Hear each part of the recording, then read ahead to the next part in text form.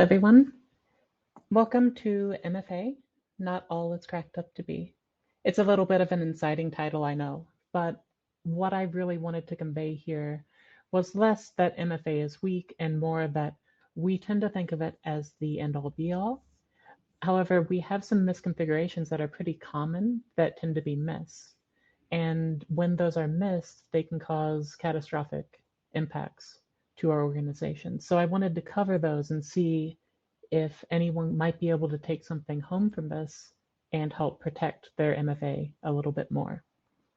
So going through this, I want to go over the benefits of MFA and cover MFA as a broad concept first, just to establish that baseline.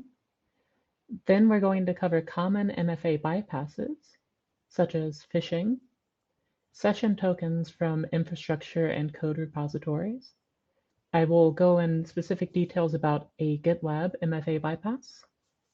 We have on-prem OWA servers and certificate exfiltration. If I have some extra time at the end, I will also cover additional bypass methods. So before I begin, I wanted to cover who I am. I went to university for theater, and while I was there, I discovered that one can talk themselves into or out of just about anything. This applies to everything in one's career.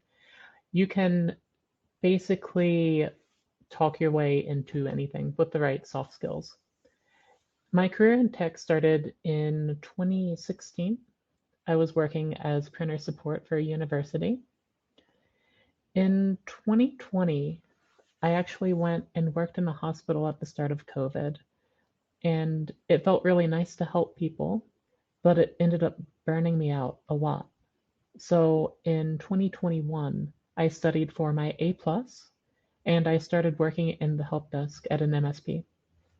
Soon after, I also got my Security Plus and transferred to the SOC, the Security Operations Center, for that MSP. I worked there for about a year and a half. I received my OSCP in fall of 2022. And I started as a penetration tester at Rapid7 in January 2023.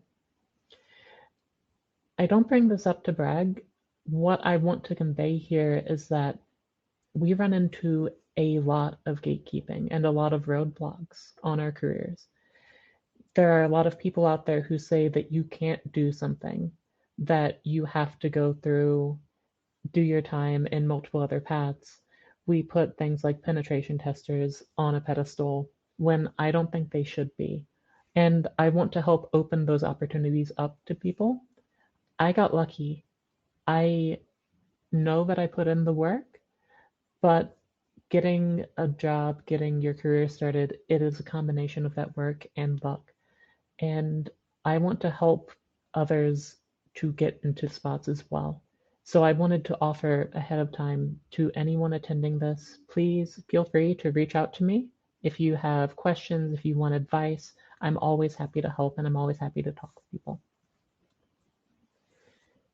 So I would like to cover MFA and establish that baseline, like I said. Multi-factor authentication is a protection that's implemented to protect user accounts through implementation of additional authentication methods. This could be biometrics, such as facial or eye recognition. It could be a thumbprint. You could have passkeys, like YubiKeys, or you could have codes sent to a personal device. All of these help protect accounts against attackers. And when we're talking about MFA, and specifically MFA bypasses like we will be in this talk, we're approaching this from the perspective that an attacker has the account credentials. If they don't have the account credentials, obviously the MFA is not going to be attacked. But it's also important to assume that credentials will be breached. Breaches happen all the time. We can try to do what we will to prevent them, but it's going to happen. Other companies will be breached. Users are going to reuse passwords between that and user accounts or even their corporate account. And we have to assume that that breach happens and see what controls we can implement to help protect our users. MFA methods can be very hard to bypass. And in fact, when I talk about MFA bypasses, I'm not talking about incredibly complex technical methods. Attackers have been living off the land for years and using what's available to them. An attacker is not going to try to drop a 0-day and attack multi-factor authentication for basically any attack. They're going to gain that access through one of the methods I list here. They're going to use what they have available to them, and that's going to be how they're going to bypass it. It's just far easier, it makes less noise, it's typical traffic, and it's harder to catch. These companies also make constant improvements to their 2FA authentication methods to help protect against any known bypass methods. So like I said, when it comes to common MFA bypasses, we're not really looking at technical bypasses. They are possible on occasion, but they're very rare and they're very quickly patched. When a company like Duo, who solely focuses on multi-factor authentication, has something that occurs that allows for a bypass, they're going to patch that quickly because that is impacting their business as a whole. Bypass methods that we use, like I said, they tend to be simpler. We use what's available. We use compromised session tokens, or we use misconfigurations within the environment that allow an attacker to access accounts without needing MFA. So when we start looking at this, we're going to actually look at phishing. Obviously, we all know about phishing. We hear about it all the time. I just wanted to cover some statistics and kind of explain why it can be so devastating. Deloitte in 2020 put out an article that said that 91% of cyber attacks begin with phishing. That is a massive number, and it's only becoming more frequent as time goes on. The technical attacks performed through phishing can result in download of a command and control beacon that gives an attacker network access through a compromised user machine. Through that, they can also access a user's active sessions. This bypasses a lot of the initial protections. Obviously, we try to harden at the ends, but sometimes we can also find that once an attacker gets in, we don't have any hardening inside the environment, and that can be devastating, as we're going to see. Phishing portals can also allow attackers to obtain the MFA credentials along with the user's account credentials and submit them on behalf of the user to the service. That service will then return a valid session, and the server will log that user in on the client side to their service, where they don't even notice that there was any malicious activity going on in the middle. However, when that authentication comes back to the server, that session token will be received, and an attacker can actually use that to access the account. That's one of the main ways that attackers bypass 2FA. Once they're in, and this is what's going to be a little bit more interesting to people, how can they bypass MFA for critical infrastructure services such as Amazon Web Services, GitHub, GitLab, code repositories like that? Many of these command line interfaces that are used to access and administer these services require multi-factor authentication. If you are not requiring MFA, you should definitely implement that. That is important. After a user authenticates to the service with MFA, a token is going to be generated and stored on their machine in a file.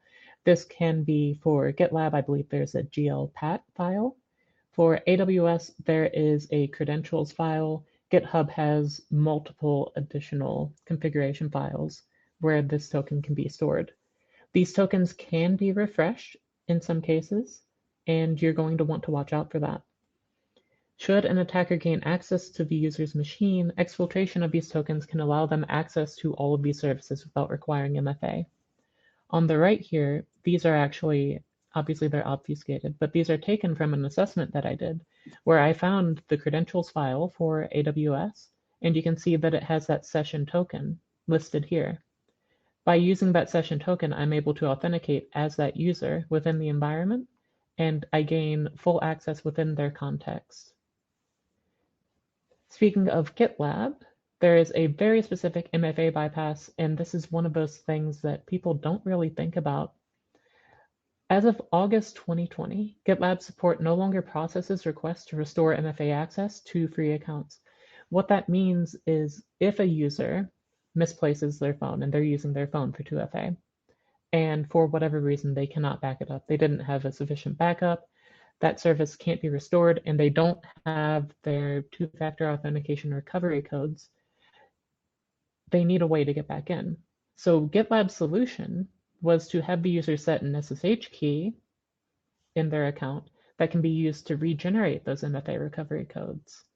That is really good for recovering access and really bad when an attacker is on your machine. Those codes can be used by an attacker who gains access to the user's SSH key to recover the account and register a controlled device. And on the right, you can see this is from the actual documentation.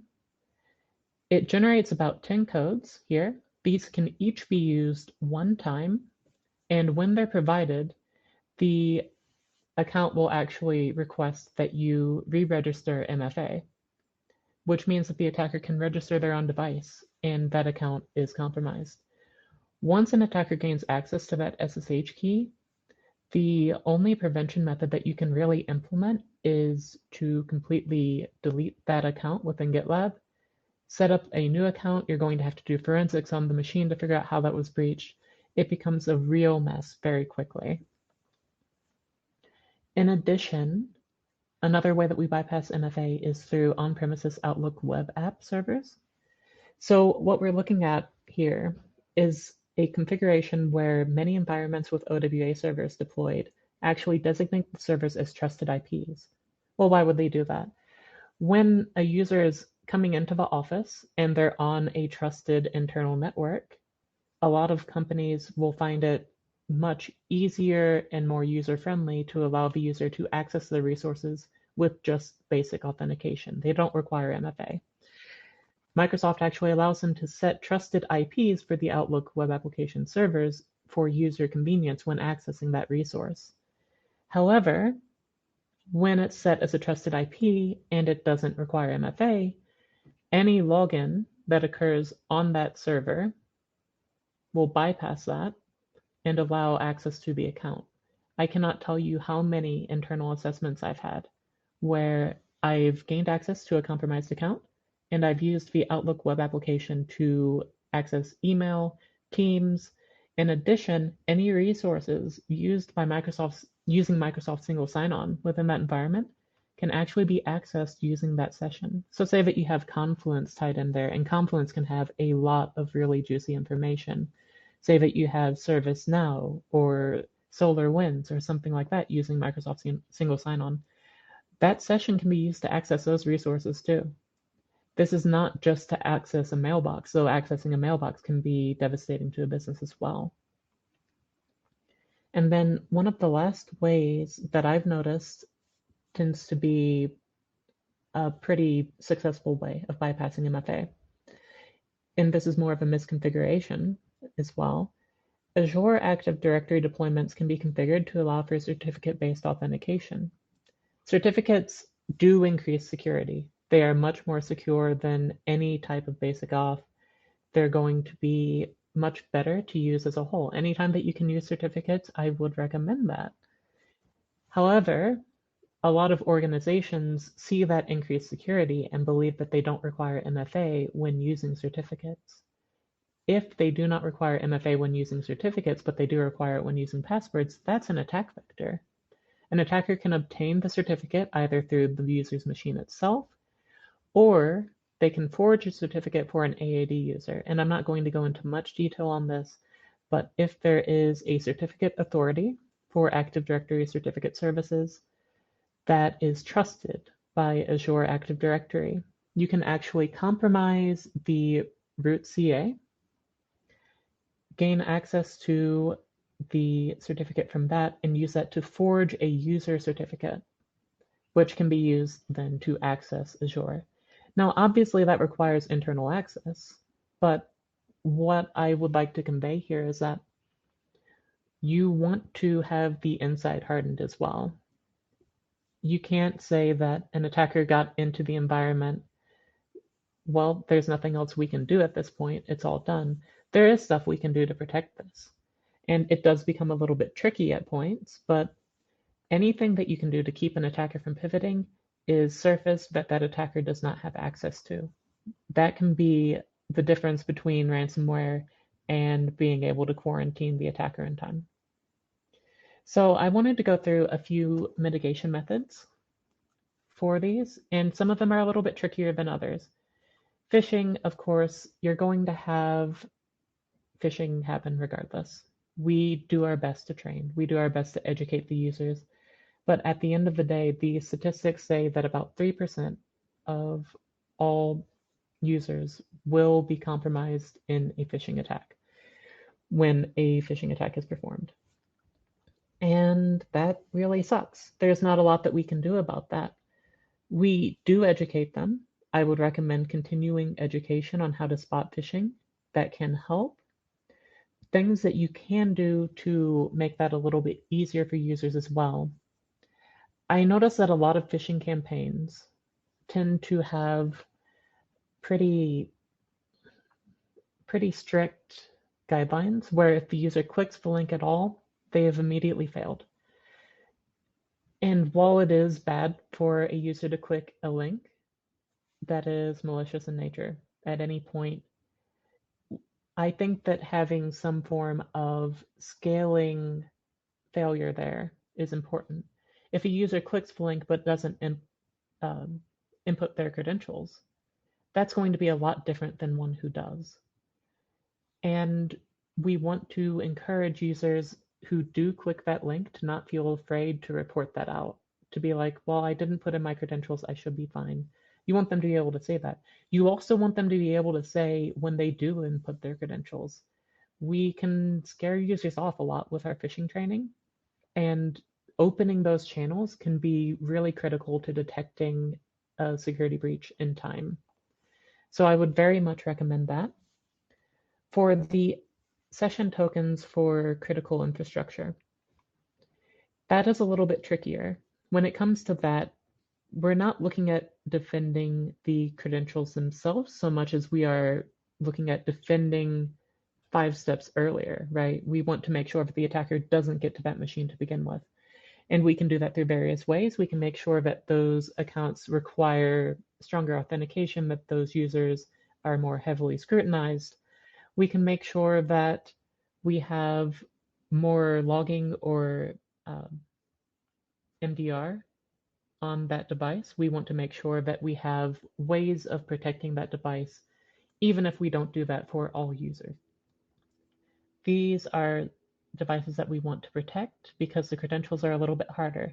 AWS, GitHub, GitLab, they're all going to have ways that you can detect usage, that you can check those access logs, you can see what they're doing, but we don't want attackers to get those to begin with. If they get those to begin with, they can very quickly, and before we're able to do anything, gain access to way too much. So it can be a little bit tricky. I know that it's very expensive to ingest logs. You can look at ingesting some extra logs from those machines just to make sure that you're detecting any suspicious activity. But again, the most effective way is going to be just to make sure that we are hardening those devices in particular. Obviously, harden all devices if you can, but if we have to prioritize, make sure that you're getting your sensitive users, your infrastructure users, things like that. The GitLab MFA bypass is interesting because that's an SSH key stored on the device. Obviously, the previously suggested mitigation factors would be applied here. However, another way that you could protect those SSH keys is to store them in a vault that only specified system administrators or help desk representatives can access. If that is the case, obviously you need to defend those users even more heavily as well, but that can be a method to help protect these SSH keys while being able to ensure that you can regenerate MFA access if it's needed. The on-premises Outlook web app servers tends to be an accepted risk. I would caution against that. Like I said, I've had many engagements where I've been able to access emails for C-suite executives. I've been able to access infrastructure teams. I've been able to get a lot of information resulting from that. If you can, you want to make sure that you are checking the access logs for those servers to make sure that they're coming from the correct machine. That would be how I would approach it. That is not going to catch everything. If a user's machine is compromised, they're going to be able to access that. It won't be flagged in those logs. So it does become a lot more nuanced. So this is one that I point out so that you can become aware of it and bring that back and have a discussion on what you might want to do as an organization. And it might be that you accept that risk as well. Just know that it is a risk to the environment. And then for certificate exfiltration, again, certificates are very secure, but they're not completely secure. If you want to make sure that your environment is adequately protected, making sure that you acquire MFA when authenticating with a certificate to AAD is going to help really raise security on that surface. So additional bypass methods, since I have a few extra minutes here, I wasn't sure how much time I would have. We had a principal who was able to, on an assessment, actually reset Duo on a device. He was able to get it completely shut down. He had noticed that when he attempted to RDP into the machine, Duo would flag and require multi-factor authentication. Obviously, this is preventing all access to that machine. The account's compromised. He should be able to access it. How does he get around it? Well, that machine had an SMB share. And that SMB share had not been protected with Duo because at the time, Duo had not actually implemented a way of protecting SMB shares with Duo authentication. They now do have that, but you do have to pay for that. Through that SMB share access, he was able to disable Duo on the device and log in through that. We also had a user who, on a web application test, discovered that the multi-factor authentication information was being sent client-side and could be altered. It was essentially MFA true in a JSON blob. He intercepted that request, changed it to false, and was able to gain access through that. So really checking the business logic of your own applications can be really helpful in those cases as well. So now let me see, do I have any questions here? I have one request to speak. I'm going to go ahead and grant that now. Go ahead, Susie. You should be able to speak. Oh, hold on. There we go.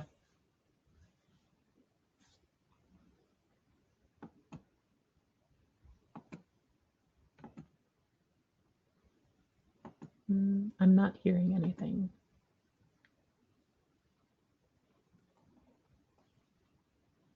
All right, I'm still not hearing you. If anyone has any other questions, though, let me look in the chat here.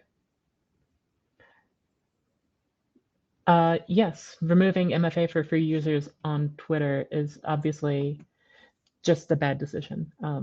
I won't speak too much to the decisions that Twitter has made, but obviously, anytime that you remove MFA, I think that that's a bad thing. Okay, I do have a request to speak. I'm going to go ahead and grant that. Let's see if you can speak now.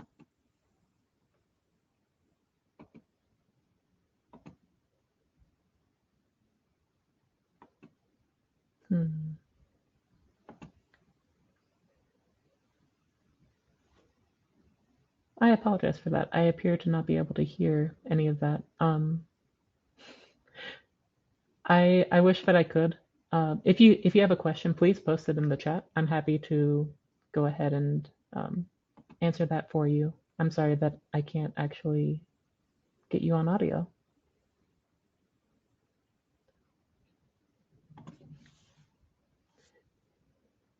All right. Well, there we go. What specific pen testing skills were tested during my Rapid7 interview? So I'll go over this real quick. They wanted to see what I was able to do with web applications. Obviously, I was not as skilled in web applications right after the OSCP. It doesn't cover that. So I was very honest and I told them that I didn't have a lot of experience, but I spoke to what I could. They really wanted to see what I was able to do on internal and external networks. But more importantly, I think that they were interested in seeing the curiosity that I had and the methodology I had when I ran into things that I didn't know.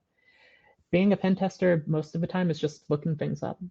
There's going to be so much that you have to be able to figure out on the job. and you're not going to know it all. I still know very little, I feel like, about pen testing. But knowing where to look, knowing how to look that up is important. So definitely um, gear your questions towards that or your answers towards that. And I think that that really will show um, a lot of integrity in what they're looking for, because everyone goes through imposter syndrome. Everyone ends up suffering under the impression that they need to know everything. But it's more important that you know how to look things up and research. If you can do that, I think that you have a really good start on that interview. And I think that everyone's going to appreciate that. All right. Well, it's 11:55. I appreciate you all for coming. Thank you so much. I don't want to go over time too much. Um, if you have any questions, like I said, I have my LinkedIn. You can also reach out to me when we do the community section that's coming up here. I'm happy to talk to anyone anytime. Thank you all for coming.